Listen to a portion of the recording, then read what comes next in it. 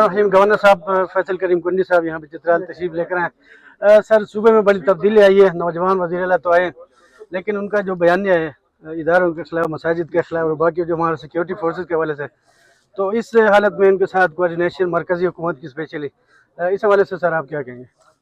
बिस्मिल्लाहिर्रहमानिर्रहीम। देखिए, हमारे सूबे ने कई सालों से काफ़ी सफ़र किया जिसमें दहशत गर्दी है, इंतहा पसंदी है, और ये बयानिया कोई आज का नहीं है, पीटीआई का बहुत पुराना बयानिया है। मुझे बड़ा अफसोस हुआ जब मैंने वज़ीर आला साहब की एक स्टेटमेंट सुनी जिसमें उन्होंने कहा कि मस्जिदों में जो है वो हमारे कोई सिक्योरिटी फोर्सेज जो है वहाँ पर आकर कुत्ते बांधे।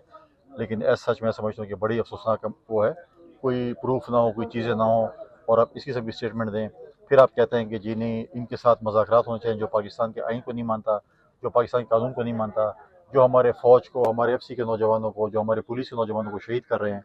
आप अभी रिसेंटली देखें कि वाना कैड कॉलेज के ऊपर जो हमला हुआ, किसके बच्चे पढ़ रहे थे? आपके और मेरे बच्चे पढ़ रहे थे। वहाँ पे कौन से लोग थे जो, और ये लोग कौन थे जो दहशत गर्दी कर रहे थे? ये वही लोग हैं जिनको अफगानिस्तान में स्पॉन्सर कर रहे हैं इंडिया और इसराइल वाले। और हमने हमेशा अफगानिस्तान से कहा कि आप अपनी सरजमीन जो है वो इस्तेमाल न करने दें पाकिस्तान दुश्मनों के खिलाफ। लिहाजा हम चाहते हैं कि यहाँ पर इंटेलिजेंस बेस्ड ऑपरेशन हो, हम चाहते हैं यहाँ पर अमन हो। अब हमारे हर कोई कहता है, सारी पॉलिटिकल पार्टीज कहती हैं कि खैबर ख्वाह में बदअमनी है, अमन आना चाहिए। और अमन कैसे आएगा? जो लोग आपके साथ बातचीत नहीं करते और जो मुल्क के आइन और कानून को नहीं मानते, हम कैसे उनके साथ बातचीत करें? तो फिर हमारे पास अलादीन का चराग नहीं है कि हम अमन लाएंगे। इंटेलिजेंस बेस्ड ऑपरेशन से ही अमन आएगा। और हमारा भी जिरगा होने जा रहा है, सूबाई असम्बली में स्पीकर साहब ने बुलाया, उसमें भी हम ये बात समझाएंगे सूबाई हुकूमत को कि आप अपनी सियासत छोड़ें, रियासत की बात करें, अमन की बात करें, खुशहाली की बात करें, तरक्की की बात करें। हम पीछे जा रहे हैं। हमारे सूबे में अमन की बात हो, सलामती की बात हो, खुशहाली की बात हो, तो मैं समझ तरक्की की बात हो, हमारे साथ काम करने को तैयार है। अगर इस सूबे में अमन होगा तो टूरिज़्म होगी, इस सूबे में अमन होगा तो रिलीजियस टूरिज़्म होगी, इस सूबे में अमन होगा तो माइंस एंड मिनरल्स पे काम होगा, इस सूबे में अमन होगा तो आपके पास टूरिस्ट आएंगे, इस सूबे में अमन होगा तो आप देखेंगे खुशहाली किस तरीके से आती है। तो लिहाजा हम चाहते हैं कि अमन हो और खुशहाली हो, ताकि लोग यहाँ पर भी आएँ, इन इलाकों में भी आएँ, इन खूबसूरत इलाकों में भी आएँ, और जो है वो हमारा जो है रेवेन्यू जनरेट हो। सर, चित्राल में भी आपने देखा यहाँ पे काफ़ी अर्से से कोई तरक्याती इस तरह के काम नहीं हो रहे।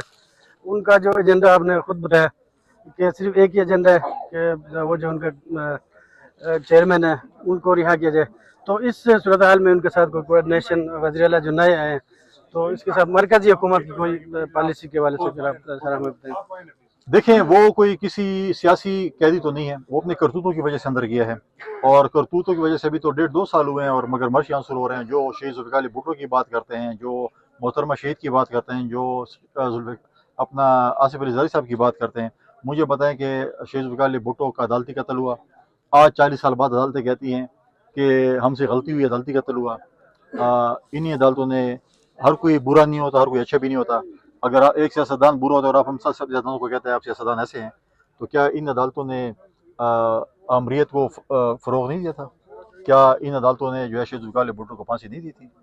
क्या इन अदालतों ने जो है मुख्तलिफ उस पर नज़रिए ज़रूरत के तहत हमेशा ऐसी बातें नहीं की हैं?